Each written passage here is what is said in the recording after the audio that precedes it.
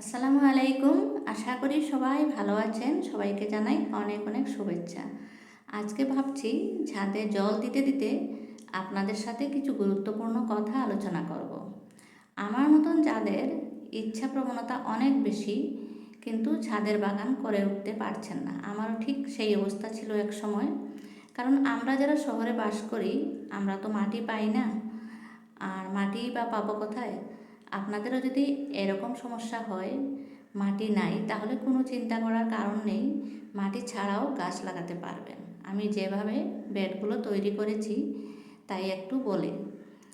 আমি সবজির খোসাগুলো জমা করে বেডগুলোতে দিয়েছি, তার সাথে রয়েছে চায়ের পাতা, ডিমের খোসা, কলার খোসা, পেঁয়াজের খোসা সমস্ত।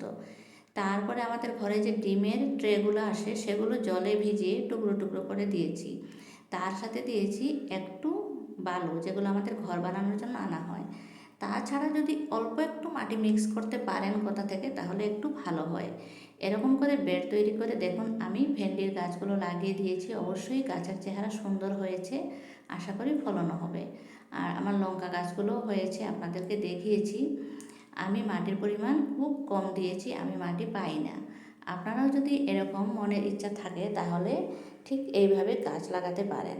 আর যদি গাছ লাগিয়ে ভালোবাসেন তাহলে অতি অবশ্যই আমার চ্যানেলটাকে সাবস্ক্রাইব করে দেবেন, আমাকে এগিয়ে যেতে সহায় করবেন।